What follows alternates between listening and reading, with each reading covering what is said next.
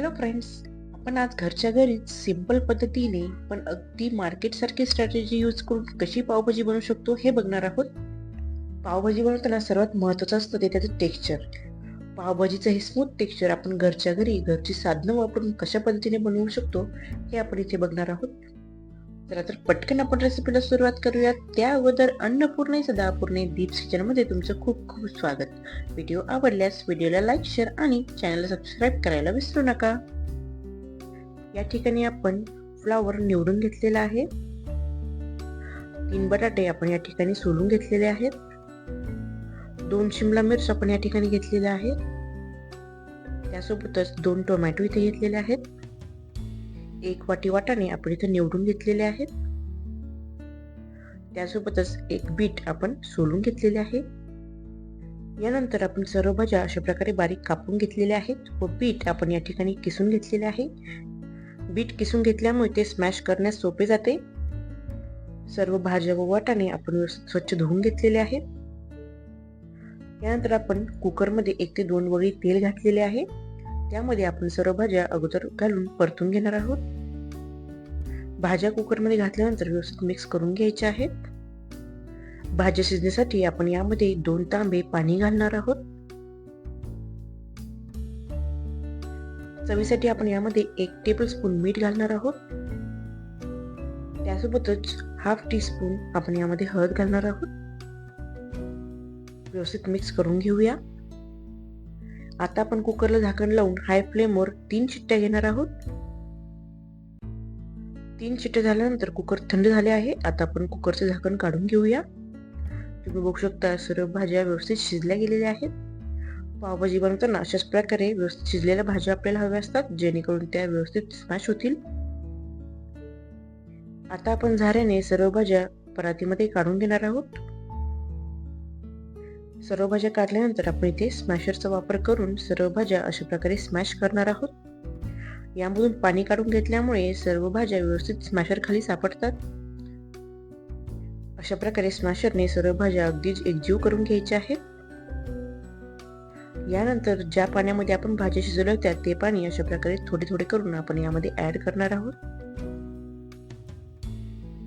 व स्मॅशरने अशा प्रकारे मिक्स करून घेणार आहोत. अशा प्रकारे आपण शिजण्यासाठी जे पाणी टाकले होते ते सर्व पाणी मी थोडे थोडे करून यामध्ये ऍड केलेले आहे. अशा पद्धतीने आपण पावभाजीची कन्सिस्टन्सी बनवणार आहोत, जेणेकरून ती नंतर घट्ट बनणार नाही. ही पद्धत वापरल्यामुळे अगदी मार्केटसारखी स्मूथ टेक्स्चरची पावभाजी बनते. यानंतर पावभाजीला फोडणी देण्यासाठी आपण कढईमध्ये 2 ते 3 वगळी तेल घेणार आहोत. सर्वात अगोदर कढईमध्ये आपण कांदा परतून घेणार आहोत. त्यासाठी इथे मी 2 मीडियम आकाराचे कांदे बारीक कापून घेतलेले आहेत.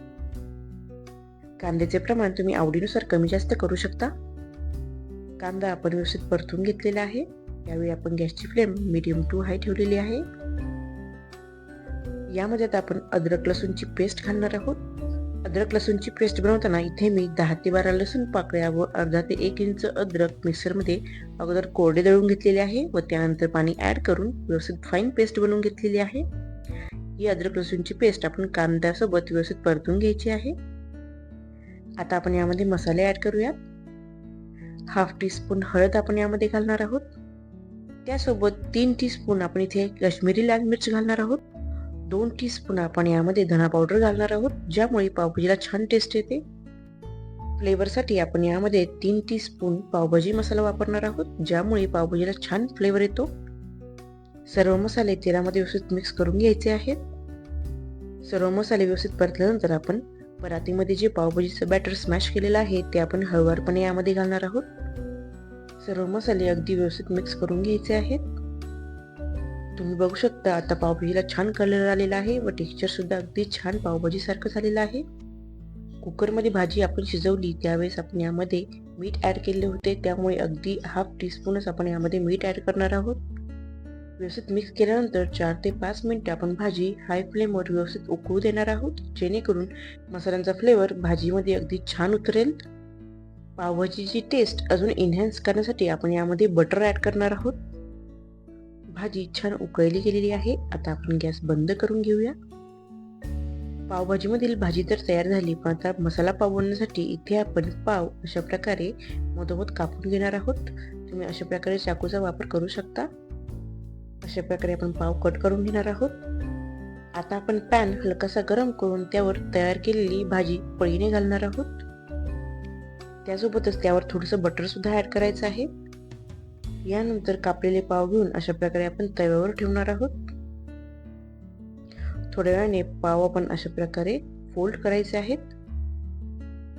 दोन्ही बाजूने बटर लावून पाव व्यवस्थित गरम करून घ्यायचे आहेत. आपले गरमागरम मसाला पाव रेडी आहेत. गरमागरम भाजी व त्यासोबत गरमागरम मसाले पाव आपण बारीक चिरलेला कांदा व लिंबू यासोबत सर्व करूया. तुम्हाला जर ही सिंपल पण टेस्टी अशी पावभाजी बनवण्याची रेसिपी आवडली असेल तर नक्की ट्राय करून बघा आणि अशाच नवनवीन रेसिपीसाठी अन्नपूर्णे सदापूर्णे दीप्स किचनला सबस्क्राईब करा. धन्यवाद.